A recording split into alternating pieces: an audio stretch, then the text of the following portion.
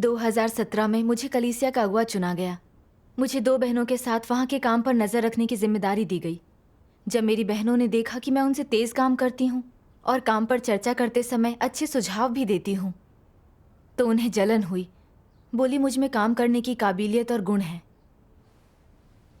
अपनी बहनों की बात सुनकर मुझे बहुत खुशी हुई। मैंने सोचा, पहले मेरे बॉस कंपनी में मेरी अहमियत समझते थे और परमेश्वर में विश्वास के बाद भाई बहनों ने मेरा समर्थन किया। अब अगुआ के मेरे काम में सहकर्मी भी मेरे बारे में ऊंचा सोचती हैं। लगता है मुझ में वाकई काबिलियत है। बड़े अगुआ भी मेरी काबिलियत देखकर मुझे मेरे सहकर्मियों से बेहतर समझेंगे। ऐसा सोचकर मुझे अपने काम में और भी प्रेरणा मिलती। समय के साथ कलीसिया के काम के बारे में ज़्यादातर फैसले मैं ही लेने लगी।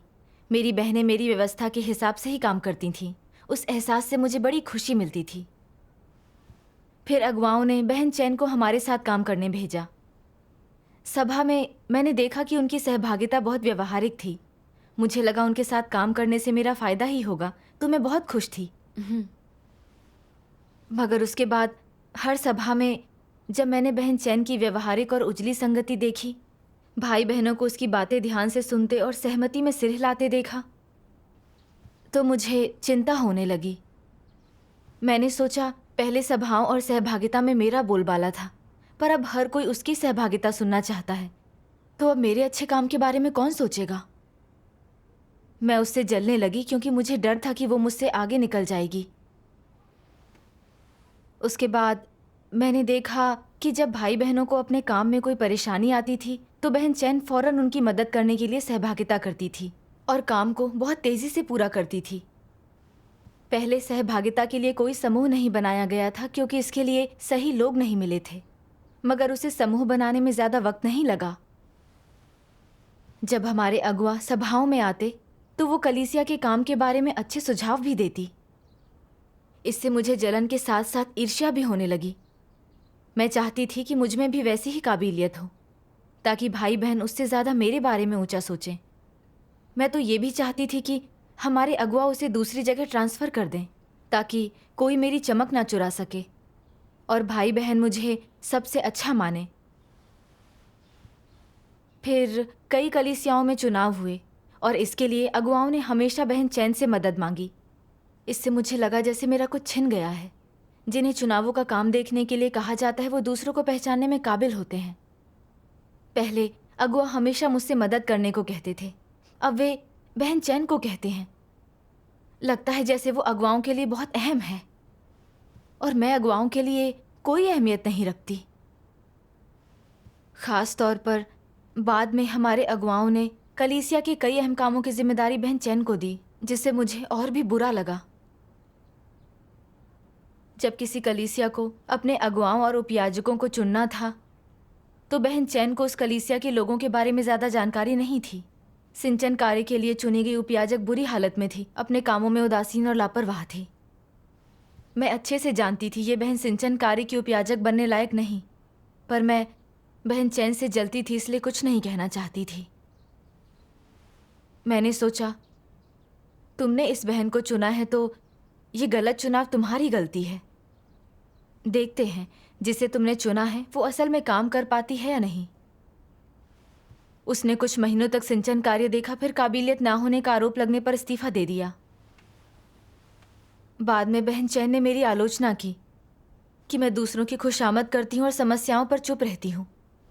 हालांकि मैंने बहस नहीं की और मन ही मन सोचा, इस काम की जिम्मेदारी तुम्हें मिली है, अच्छे काम का श्रेय भी तुम्हें मिलेगा, मैं ज़्यादा कुछ क्यों कहूँ। उस दौरान बहन चैन मेरी परेशानी का सबब बनी हुई थी। मैं उससे बहुत चिढ़ती थी। मुझे उससे नफरत थी क्योंकि उसने मेरी चमक चुरा ली थी और मैं बहुत ज़्यादा दुखी थी। बाद में बहन चैन को काम में समस्या आई और उसने मेरी राय मांगी, तो मैंने बेपरवाही से जवाब दिया। कहने को तो मैं उसके साथ अपने कर्तव्य निभा रही थी, मगर काम को लेकर हमारे बीच कोई भी संवाद या सहयोग नहीं था। एक बार जिस काम की जिम्मेदारी बहन चैन की थी उसमें कुछ समस्याएं आई। इस पर हमारे अगुआ ने एक सभा में उसकी आलोचना की। आरोप लगने पर बहन चैन रोने लगी, मगर मैं खुश होते हुए मन ही मन कहने लगी, अब भाई बहन तुम्हारी असली काबिलियत को देख पाएंगे। अब तुम उतनी अच्छी नहीं दिख रही। लगता है मुझे काबिलियत दिखाने का मौका मिल गया। बाद में अगुआओं को अब भी बहन चैन को अहमियत देते देख मुझे हैरानी हुई। उसके पास अब भी कलीसिया के कई अहम कामों की जिम्मेदारी थी। इससे मुझे बहुत निराशा हुई। अपने कामों में मेरी रुचि बिल्कुल खत्म हो गई। मैं उससे परेशान भी होने लगी। एक बार वीडियो टीम को काम में कुछ मुश्किलें आ रही थी। बहन चैन ने मुझे उन्हें हल करने के लिए कहा, पर मुझे इसमें नहीं पड़ना था। मैंने सोचा, अगर मैं ऐसा करती हूँ तो सारा श्रेय तुम्हें ही मिलेगा, मेरा तो नाम भी नहीं लिया जाएगा। जब से आई हो तभी से इस काम की जिम्मेदारी तुम्हारे पास है। अब खुद जाकर इसे हल करो। मेरे मन में एक बुरा विचार भी आया, काश तुम अपना काम ना कर पाओ ताकि कोई तुम्हारे बारे में ऊंचा ना सोचे। मैंने बड़ी ढिठाई से कहा, मैं नहीं जा रही। उस समय मैंने बहन चैन को वहां बेबस और मौन बैठे देखा। मुझे भी कुछ अच्छा नहीं लगा। मैं जानती थी कि कलीसिया का काम हमारी साझा जिम्मेदारी है और मुझे ये करना चाहिए, इसलिए मैं बेमन से जाने को तैयार हो गई। मगर मेरी मंशाएं गलत थीं। मैं ये साबित करना चाहती थी कि मैं बहन चैन से बेहतर हूँ, इसलिए मेरे काम में परमेश्वर की सुरक्षा और मार्गदर्शन नहीं था और वीडियो टीम की समस्याएं भी हल नहीं हुई। तब मैं दौलत और शोहरत के पीछे भागने की हालत में जी रही थी। मेरी आत्मा में अंधकार बढ़ता गया और मेरे कामों में रुकावटें आती रहीं। मैं इस डर से कुछ नहीं बोली कि लोग मुझे नीची नज़र से देखेंगे। जिन कामों को मैं देखती थी वे सभी निष्प्रभावी थे। तब मैं खास तौर पर बहुत दुखी थी। मैंने सोचा, मैं अपने काम कितने अच्छे से पूरे करती थी। भाई बहन मेरी मदद करते थे, मेरे सहकर्मी भी मेरी बात सुना करते थे। पर अब मैं बहुत दयनीय महसूस करती हूँ। बहन चैन के कारण ही मुझे लगता है कि मैं कोई काम ठीक से नहीं कर पाती। उस समय बहन चैन को देखते ही मैं बहुत चिढ़ जाती। मैं किसी ऐसी जगह जाना चाहती थी जहाँ मुझे उसे देखना ना पड़े। उसके बाद जिन कलीसियाओं के काम मैं देखती थी उनमें समस्याएं आने लगी। कलीसिया के काम का हर पहलू निष्प्रभावी था। सब कुछ जैसे ठहर सा गया। इससे मुझे अपराध बोध होने लगा। मगर मैंने अपनी हालत ठीक करने के लिए कभी सत्य नहीं खोजा। हमारे अगुआ ने हमें विचार करने को कहा कि हमारा काम असरदार क्यों नहीं है। मगर मुझे तो खुद की समझ ही नहीं थी, तो मैंने बहन चैन पर उंगली उठाई। मैंने सोचा कि उसके आने से पहले जब मैं प्रभारी थी तब हमारा काम इतना खराब नहीं था। मगर अब जिम्मेदारी उसके पास है, सब उसका किया धरा ही है। एक बार किसी बहन के साथ इन बातों पर चर्चा करते हुए मैंने बहन चैन के प्रति अपना असंतोष जाहिर किया। बहन चैन के अच्छी ना होने को लेकर बहुत सी बातें कहीं। फिर मैंने खुद को दोषी महसूस किया। क्या मैं पीठ पीछे उसकी आलोचना नहीं कर रही? इससे तो परमेश्वर को नफरत है। सही है। मगर उस समय ये विचार बस यूं ही आकर चला गया। मैंने गंभीरता से आत्मचिंतन नहीं किया। फिर कब से आपको अपनी हालत की समझ आने लगी? सच कहूँ तो मैं बहुत अड़ियल और कठोर हूँ। जब तक मुझे बर्खास्त नहीं किया गया मेरा मन नहीं बदला। हमारे अगुआ ने हमसे कहा कि कलीसिया के काम की प्रभावशीलता गिरती जा रही है। साथ ही बहन चैन और मैं ठीक से सहयोग नहीं कर रहे। मुझे थोड़ा असहज लगा, मगर चूंकि मुझे खुद की समझ ही नहीं थी इसलिए मेरी नज़र अब भी बहन चैन पर ही टिकी थी। मैं सोचती थी कि उसके आने के बाद से ही हमारा काम इतना खराब हुआ है। ये देख कर कि मुझे खुद की समझ नहीं है, हमारे अगुआ मुझसे निपटे। कहा कि मैं सिर्फ दौलत और शोहरत के लिए लड़ती हूँ। मेरा काम असरदार ना होने पर भी मैंने आत्मचिंतन नहीं किया। ऐसे में मेरी हालत देखते हुए कि मैं एक अगुआ बनने लायक नहीं हूँ, मुझे कुछ समय आध्यात्मिक चिंतन करने की ज़रूरत है। बर्खास्त होना मेरे लिए बहुत तकलीफ़देह था। नहीं पता था कि मेरे भाई बहन मेरे बारे में क्या सोचेंगे। सोचने से आत्मा का अंधेरा और बढ़ता।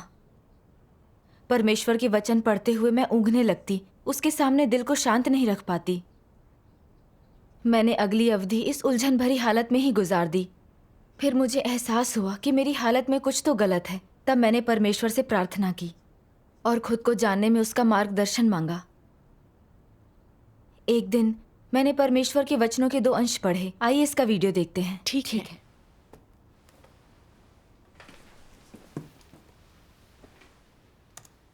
सर्वशक्तिमान परमेश्वर कहते हैं, मसीह विरोधी अपनी हैसियत और प्रतिष्ठा को किसी भी चीज से ज्यादा महत्वपूर्ण मानते हैं।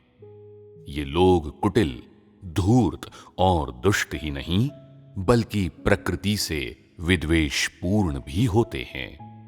जब उन्हें पता चलता है कि उनकी हैसियत खतरे में है, या जब वे लोगों के दिलों में अपना स्थान खो देते हैं, जब वे लोगों का समर्थन और स्नेह खो देते हैं, जब लोग उनका आदर सम्मान नहीं करते और वे बदनामी के गर्त में गिर जाते हैं, तो वे क्या करते हैं? वे अचानक बदल जाते हैं। जैसे ही वे अपनी हैसियत खो देते हैं, वे कुछ नहीं करना चाहते, और वे जो कुछ भी करते हैं वो घटिया होता है। कर्तव्य पालन में उनकी कोई रुचि नहीं होती। लेकिन ये सबसे खराब अभिव्यक्ति नहीं होती। सबसे खराब अभिव्यक्ति क्या होती है? जैसे ही ये लोग अपनी हैसियत खो देते हैं और कोई उनका सम्मान नहीं करता, कोई उनके बहकावे में नहीं आता, तो उनकी ईर्ष्या और प्रतिशोध बाहर आ जाता है, घृणा बाहर आ जाती है। उन्हें न केवल परमेश्वर का कोई भय नहीं रहता, बल्कि उनमें सच्ची आज्ञाकारिता और ज्ञान का अभाव भी हो जाता है। उनके दिलों में परमेश्वर के घर और कलीसिया से घृणा करने की संभावना होती है। वे दिल से चाहते हैं कि कलीसिया के कार्य में समस्याएं आ जाएं या वो ठप हो जाए। वे परमेश्वर के घर और भाई बहनों पर हंसना चाहते हैं। वे उस व्यक्ति से भी घृणा करते हैं जो सत्य का अनुसरण करता है और परमेश्वर का भय मानता है। वे उस व्यक्ति पर हमला करते हैं और उसका मजाक उड़ाते हैं जो अपने कर्तव्य के प्रति वफादार और कीमत चुकाने का इच्छुक होता है। ये मसीह विरोधी का स्वभाव है। और क्या ये विद्वेषपूर्ण नहीं है? अगर कुछ लोग किसी व्यक्ति को अपने से बेहतर पाते हैं, तो वे उस व्यक्ति को दबाते हैं, उसके बारे में अफवाह फैलाना शुरू कर देते हैं, या किसी तरह के अनैतिक साधनों का प्रयोग करते हैं जिससे कि दूसरे व्यक्ति उसे अधिक महत्व न दे सकें, और ये कि कोई भी किसी दूसरे व्यक्ति से बेहतर नहीं है। तो ये अभिमान और दंभ के साथ साथ धूर्तता, धोखेबाजी और कपट का भ्रष्ट स्वभाव है। और इस तरह के लोग अपने लक्ष्यों को हासिल करने के लिए किसी भी हद तक जाने को तैयार रहते हैं। वे इसी तरह का जीवन जीते हैं और फिर भी ये सोचते हैं कि वे महान हैं और वे नेक हैं। लेकिन क्या उनके पास परमेश्वर का भय मानने वाला हृदय है? सबसे पहले इन बातों की प्रकृति के परिप्रेक्ष्य से बोला जाए तो क्या इस तरीके से काम करने वाले लोग बस अपनी मनमर्जी से काम नहीं कर रहे हैं? क्या वे परमेश्वर के परिवार के हितों पर विचार करते हैं? वे परमेश्वर के परिवार के कार्य को होने वाले नुकसान की परवाह किए बिना सिर्फ अपनी खुद की भावनाओं के बारे में सोचते हैं, और वे सिर्फ अपने लक्ष्यों को हासिल करने की बात सोचते हैं। इस तरह के लोग न केवल अभिमानी और आत्मतुष्ट हैं, बल्कि वे स्वार्थी और घिनौने भी हैं। वे परमेश्वर के इरादों की बिल्कुल भी परवाह नहीं करते, और निस्संदेह इस तरह के लोगों के पास परमेश्वर का भय मानने वाला हृदय नहीं होता। यही कारण है कि वे वही करते हैं जो करना चाहते हैं और बेतुके ढंग से आचरण करते हैं। उनमें दोष का कोई बोध नहीं होता, कोई घबराहट नहीं होती, कोई भी भय या चिंता नहीं होती, और वे परिणामों पर भी विचार नहीं करते। यही वे अक्सर करते हैं। और इसी तरह उन्होंने हमेशा आचरण किया होता है। इस तरह के लोग कैसे परिणाम भुगतते हैं? वे मुसीबत में पड़ जाएंगे, ठीक है। हल्के फुल्के ढंग से कहें तो इस तरह के लोग बहुत अधिक ईर्ष्यालु होते हैं और उनमें निजी प्रसिद्धि और हैसियत की बहुत प्रबल आकांक्षा होती है। वे बहुत धोखेबाज और धूर्त होते हैं और अधिक कठोर ढंग से कहें तो मूल समस्या ये है कि इस तरह के लोगों के दिलों में परमेश्वर का तनिक भी डर नहीं होता। वे परमेश्वर का भय नहीं मानते। वे अपने आप को सर्वाधिक महत्वपूर्ण मानते हैं और वे अपने हर पहलू को परमेश्वर से ऊंचा और सत्य से बड़ा मानते हैं। उनके दिलों में परमेश्वर जिक्र करने के योग्य नहीं है और बिल्कुल महत्वहीन है। उनके दिलों में परमेश्वर का बिल्कुल भी कोई महत्व नहीं होता। क्या उन लोगों ने सत्य में प्रवेश पा लिया है जिनके हृदयों में परमेश्वर के लिए कोई जगह नहीं है और जो परमेश्वर में श्रद्धा नहीं रखते? नहीं। इसलिए जब वे सामान्यतः मुदित मन से और ढेर सारी ऊर्जा खर्च करते हुए खुद को व्यस्त बनाए रखते हैं, तब वे क्या कर रहे होते हैं? ऐसे लोग ये तक दावा करते हैं कि उन्होंने परमेश्वर के लिए खपाने की खातिर सब कुछ त्याग दिया है और बहुत अधिक दुख झेला है, लेकिन वास्तव में उनके सारे कृत्यों के पीछे निहित प्रयोजन, सिद्धांत और लक्ष्य सभी खुद को लाभान्वित करने के लिए हैं। वे केवल अपने सारे निजी हितों की रक्षा करने का प्रयास कर रहे हैं। तुम लोग ऐसे व्यक्ति को बहुत ही बेकार कहोगे या नहीं कहोगे? किस तरह के लोगों को कई वर्षों तक परमेश्वर पर विश्वास करने के बाद भी परमेश्वर का भय नहीं होता? वे लोग जो अहंकारी होते हैं। और किनमें परमेश्वर का भय सबसे कम होता है? जानवरों के अलावा दुष्टों, मसीह विरोधियों, दानवों और शैतान में। उनमें परमेश्वर से लड़ने की धृष्टता होती है। वे परमेश्वर के भय से रहित होते हैं। आमीन। इन वचनों ने मेरे दिल को बेध दिया। मसीह विरोधी पद और रुतबे को सबसे ऊपर रखते हैं। दूसरों को सत्य का अनुसरण करते देख उन्हें ईर्ष्या होती है। वे उन पर हमला कर उन्हें अलग करते हैं, इस डर से कि वे उनसे आगे निकल जाएंगे। वे अपने रुतबे को बनाए रखने के लिए कोई भी दुष्टता कर सकते हैं। वे ये तक चाहते हैं कि भाई बहन कर्तव्यों में असफल हो जाएं और अकुशलता से काम करें। परमेश्वर के घर का जितना भला होता है उतना ही उन्हें बुरा लगता है। उनका स्वभाव उग्र होता है और वे शैतान होते हैं। हाँ।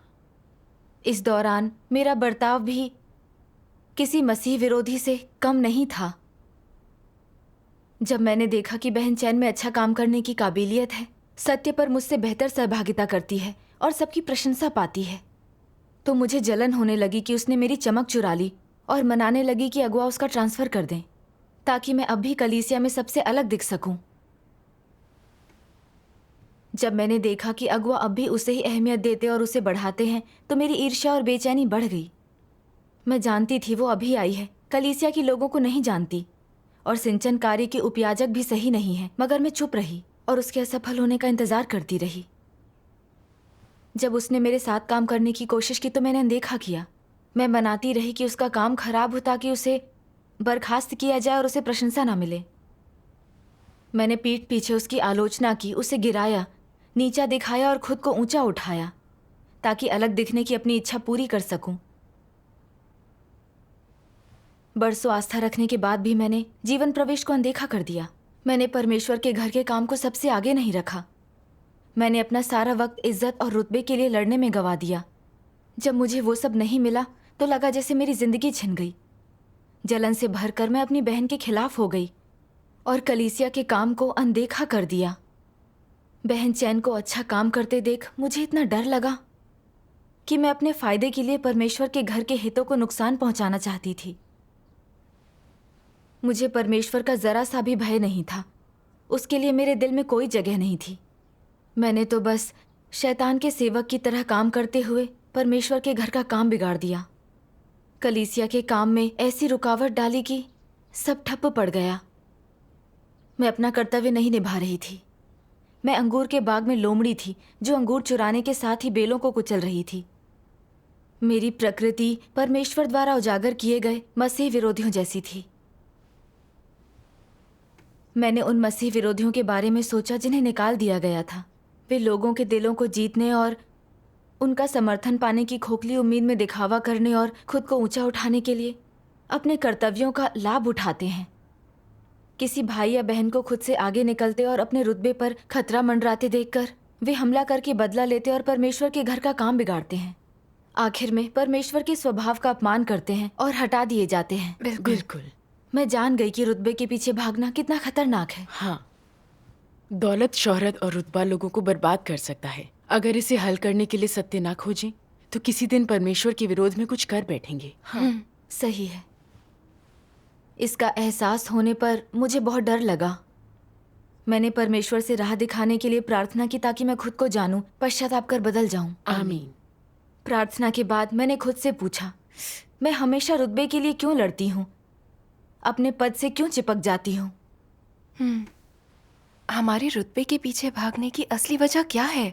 हाँ, मैंने परमेश्वर के वचनों का एक अंश देखा। एक अपरिवर्तित स्वभाव का होना परमेश्वर के साथ शत्रुता में होना है से। दूसरा अंश है परमेश्वर के विरुद्ध मनुष्य के विरोध और उसकी विद्रोहशीलता का स्रोत शैतान के द्वारा उसकी भ्रष्टता है, क्योंकि वह शैतान के द्वारा भ्रष्ट कर दिया गया है। मनुष्य का अंतःकरण संवेदनहीन हो चुका है, वह अनैतिक है, उसके विचार पतित और दृष्टिकोण पिछड़े हैं। शैतान द्वारा भ्रष्ट होने के पहले मनुष्य स्वाभाविक रूप से परमेश्वर का और उसके उन वचनों का पालन करता था जिन्हें उसने सुना था। उसमें स्वाभाविक रूप से सही समझ और विवेक था और सामान्य मानवता थी। शैतान के द्वारा भ्रष्ट होने के बाद उसकी मूल समझ, विवेक और मानवता मंद पड़ गई और शैतान के द्वारा दूषित हो गई। इस प्रकार उसने परमेश्वर के प्रति अपनी आज्ञाकारिता और प्रेम को खो दिया है।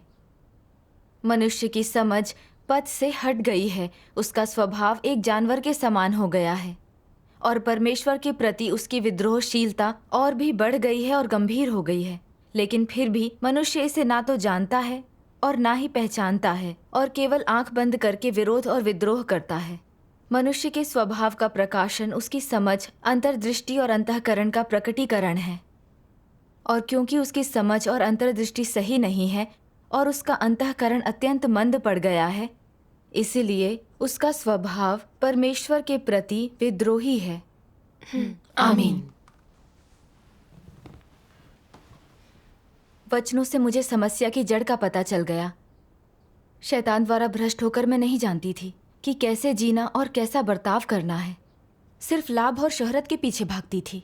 भीड़ से ऊपर उठो, सर्वोच्च शासक बस मैं ही हूँ। सिर्फ एक अल्फा पुरुष हो सकता है और लोगों को हमेशा अपने समकालीनों से बेहतर होने का प्रयत्न करना चाहिए, जैसे शैतानी फलसफों पर जी रही थी। सही है। जब मैंने देखा कि बहन चैन हर मामले में मुझसे बढ़कर है, भाई बहन और अगुआ सभी उसके बारे में ऊंचा सोचते हैं, अहमियत देते हैं, तो मुझे लगा उसने मेरी चमक चुरा ली है। मुझे वो आंखों और शरीर में चुभने वाले कांटे जैसी लगती। जब बहन काम पर चर्चा करने के लिए कहती तो मैं अनदेखा करती। मैंने उसकी आलोचना की, उसे गिराया और जानबूझकर नीचा दिखाया। मनाया कि कर्तव्य में गोलमाल करने के लिए बर्खास्त हो जाए। परमेश्वर के घर के काम को कितना नुकसान पहुंचेगा, मैंने इसकी परवाह नहीं की। मैंने देखा कि इन शैतानी विचारों और नज़रिए के अनुसार जीकर मैं अहंकारी, स्वार्थी और दुष्ट बन गई थी। मेरी इंसानियत विकृत हो गई थी। बड़े लाल अजगर के अधिकारियों की तरह मैं इज्जत और रुतबे के लिए कुछ भी कर सकती थी। उनसे आगे निकलने या उनके रुतबे के लिए खतरा बनने वालों को वे राजनीतिक शत्रु बताकर बर्बाद कर देंगे। सर्वोच्च परमेश्वर मानव जाति को बचाने के लिए देह धारण कर सत्य व्यक्त कर रहा है। पर सीसीपी को डर है कि अगर लोग सच्चे मार्ग को स्वीकार कर सर्वशक्तिमान परमेश्वर का अनुसरण करेंगे तो कोई उसकी बात नहीं मानेगा। इसलिए वे पागलों की तरह मसीह का पीछा कर बेरहमी से ईसाइयों को सताते हैं ताकि अपना एक नास्तिक क्षेत्र बना सकें जहां लोग सिर्फ सीसीपी की पूजा करें और उसकी बात मानें। हाँ, बड़े लाल अजगर की दुष्टता, निरंकुशता, क्रूरता और हिंसा से अपनी तुलना कर मुझे काफी डर लगा। क्या मेरे और बड़े लाल अजगर के स्वभाव में कोई फर्क था? रुतबे के लिए मैंने विरोधी मत वालों को अलग कर दिया, अपनी समझ और विवेक खो दिया। परमेश्वर ने अगुआ का कर्तव्य देकर मुझे ऊंचा उठाया था। कर्तव्य निभाने और परमेश्वर के प्रेम का मूल्य चुकाने के लिए मुझे अपनी बहन का सहयोग करना चाहिए था, मगर मैं अपने रुतबे के मोह में पड़ी थी और बहन के साथ खुद की तुलना की। जब उससे आगे नहीं निकल पाई, लाभ, शोहरत और रुतबा नहीं मिला, तो मैं निराश हो गई। मैंने परमेश्वर के घर के काम को गंभीर नुकसान पहुंचाया। कर्तव्य में लापरवाह होकर मैं गलत मार्ग पर चल रही थी। शैतान लोगों को इसी तरह की पीड़ा देता है। मैं दौलत और शौहरत के पीछे भागने को अपने जीवन का लक्ष्य मानने लगी थी और रुतबा हासिल करने के लिए लगातार लड़ती रही। अपना कर्तव्य ठीक से ना निभाने पर मैं परमेश्वर के लिए घृणा की पात्र बनी। रुतबे के पीछे भागना वाकई सही मार्ग नहीं है। सही बात। बिल्कुल। आत्मचिंतन करने पर मुझे एहसास हुआ कि मेरी सोच भी गलत थी। मैं यही सोचती थी कि परमेश्वर के घर में रुतबा पाकर मैं उपयोगी इंसान बन जाऊंगी और मुझे बचाकर पूर्ण किया जाएगा। पर मैं नहीं जानती थी कि परमेश्वर ये नहीं देखता कि कलीसिया में तुम्हारा रुतबा क्या है, लोग तुम्हारी प्रशंसा करते हैं या नहीं। परमेश्वर कर्तव्यों के प्रति तुम्हारा रवैया और दिल देखता है। हाँ, परमेश्वर के घर में तुम्हारी सही मंशाएं, सिद्धांत अनुसार अपने कर्तव्य और सत्य की स्वीकृति देखी जाती है। परमेश्वर का आज्ञा पालन करने पर ही उसकी मंजूरी हासिल होगी। हाँ, मैं बहुत नासमझ थी। मैं परमेश्वर की इच्छा की खोज ना कर शैतानी फलसफों पर जीती रही, दौलत और शोहरत के पीछे भागती रही। मैं बस ऊंचा रुतबा चाहती थी, मगर उन चीज़ों की चाह रखना एक गलती थी। मैं मसीह विरोधी के मार्ग पर चल रही थी। अगर मैं परमेश्वर की ओर वापस नहीं मुड़ती तो वो मुझे हटाकर नष्ट कर देता। परमेश्वर की धार्मिकता के कारण ही मुझे बर्खास्त किया गया। ये मेरे लिए उसकी सुरक्षा थी। उसने मेरी भ्रष्टता की सच्चाई दिखाने और हृदय को जगाने के लिए बार बार अपने वचनों का इस्तेमाल किया। तब जाकर मुझे परमेश्वर के नेक इरादों का एहसास हुआ। परमेश्वर जो भी करता है मुझे सही मार्ग पर लाने के लिए करता है। सही बात है। मैंने पश्चाताप कर परमेश्वर से प्रार्थना की और अपने रवैये को बदलने की खातिर विनती की। परमेश्वर का का धन्यवाद। धन्यवाद। तो आपने अभ्यास करते हुए प्रवेश का मार्ग कैसे ढूंढा? कैसे किया? मैंने परमेश्वर के वचनों का एक और अंश देखा। मैं पढ़कर सुनाती हूँ। बढ़िया। रुतबा और प्रतिष्ठा आसानी से दरकिनार नहीं किए जाते। उनके लिए तो इन चीज़ों को अलग रखना और भी मुश्किल है जो कुछ हद तक प्रतिभाशाली होते हैं, जिनमें थोड़ी बहुत क्षमता होती है या जिन लोगों में कार्य का अनुभव होता है। जब उनका कोई रुतबा नहीं होता तो उनकी प्रतिस्पर्धा की इच्छा प्रारंभिक अवस्था में होती है, लेकिन रुतबा होने पर जब परमेश्वर का घर उन्हें कोई महत्वपूर्ण कार्य सौंपता है और विशेष रूप से जब वे बरसों तक काम कर चुके होते हैं और उनके पास बहुत अनुभव और पूंजी होती है और उनकी प्रतिस्पर्धा की इच्छा आरंभिक अवस्था में नहीं होती बल्कि गहरी जड़ जमाकर खिल चुकी होती है और उस पर फल लगने वाले होते हैं, जब व्यक्ति में हमेशा बड़े कार्य करने और प्रसिद्धि पाने की इच्छा रहती है तो वह समाप्त हो जाता है। इससे पहले कि यह बर्बादी की ओर ले जाए, तुम्हें जल्द से चीज़ों को उलट देना और छोड़ देना चाहिए। जब भी तुम कुछ करते हो, चाहे उसका जो भी संदर्भ हो, तुम्हें खुद को सत्य की खोज करने, ईमानदार और परमेश्वर का आज्ञाकारी बनने के लिए प्रशिक्षित करना चाहिए और लड़ना बंद कर उन चीज़ों को अलग रख देना चाहिए। तुम्हें इस बात की जानकारी होनी चाहिए कि तुम में प्रतिस्पर्धा करने की इच्छा निरंतर बनी रहती है। इसका समाधान ना करने पर प्रतिस्पर्धा का नतीजा केवल बुरा हो सकता है। इसलिए समय बर्बाद ना करो और सत्य खोजो। अपनी प्रतिस्पर्धा को शुरुआत में ही नष्ट कर दो और इस प्रतिस्पर्धी व्यवहार को सत्य का अभ्यास करने से बदल दो। सत्य का अभ्यास करने पर तुम्हारी प्रतिस्पर्धा की इच्छा और अदम्य आकांक्षाएं पूरी तरह से घट जाएंगी और फिर वे परमेश्वर के घर के काम में हस्तक्षेप नहीं करेंगी। इस तरह परमेश्वर द्वारा तुम्हारे कार्यों को याद रखा जाएगा और उनकी प्रशंसा की जाएगी। तो मैं इस बात पर जोर दूंगा कि इससे पहले कि तुम्हारी प्रतिस्पर्धा की इच्छा फले फूले, तुम्हें उन्हें जड़ से उखाड़ देना चाहिए। कुछ लोग पूछते हैं, मैं उन्हें जड़ से कैसे उखाड़ सकता हूँ? क्या मैं उन्हें आरंभिक अवस्था में ही रखूं? ये इस बात पर निर्भर करता है कि तुम कैसे अनुभव करते हो, तुम इस बारे में कैसा महसूस करते हो, तुम कितने दृढ़ निश्चयी हो। कुछ लोग कहते हैं, मैं तो उन्हें सिर ही नहीं उठाने दूंगा। यह अच्छी बात है। तुम रुतबे और प्रतिष्ठा वाले सम्माननीय व्यक्ति बनने की कोशिश नहीं करते, बल्कि साधारण व्यक्ति रहते हो। भले ही परमेश्वर तुम्हें निकम्मा कहे तो भी कोई बात नहीं। तुम परमेश्वर की नज़र में तुच्छ बनकर एक छोटे और नगण्य अनुयायी बनकर भी खुश हो, मगर ऐसे व्यक्ति हो जिसे अंततः परमेश्वर द्वारा स्वीकार किया जाता है। ऐसा व्यक्ति अच्छा होता है। आमीन। परमेश्वर के वचनों ने समझाया कि मुझे सबसे ऊंचा और अच्छा बनने के पीछे नहीं भागना चाहिए। भीड़ से ऊपर उठो, सर्वोच्च शासक बनो, ये बातें शैतानी हैं। अगर चीज़ें सचमुच उस मुकाम तक पहुंचती हैं तो मैं इंसान नहीं शैतान बन जाऊंगी। सही है। परमेश्वर हमसे साधारण इंसान और सबसे छोटे अनुयायी बनने की अपेक्षा करता है। उसकी मंजूरी पाने के लिए हम सृजित प्राणी के कर्तव्यों को पूरा करें, यही सबसे अहम बात है। सही है।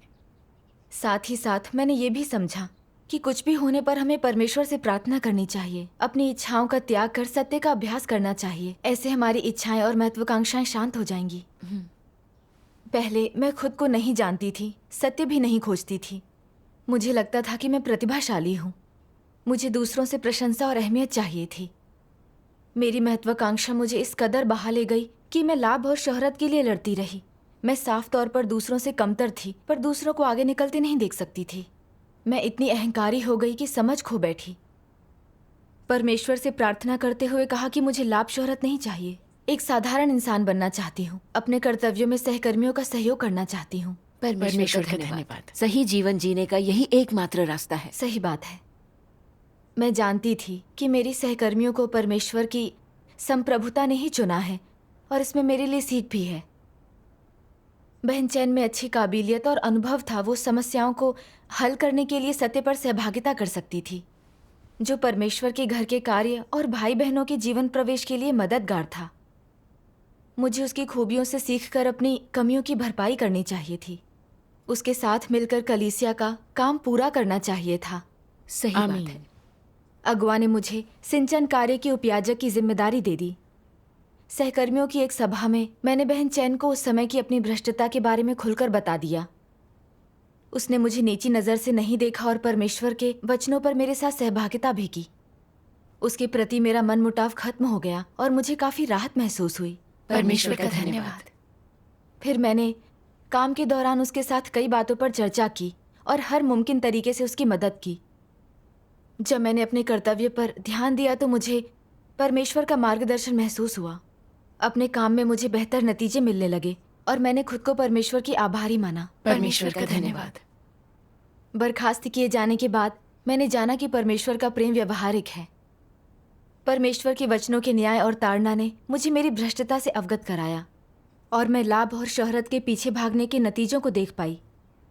परमेश्वर के वचनों ने मुझे सही मार्ग पर चलने की राह दिखाई और इच्छाओं का त्याग कर सत्य का अभ्यास करने दिया।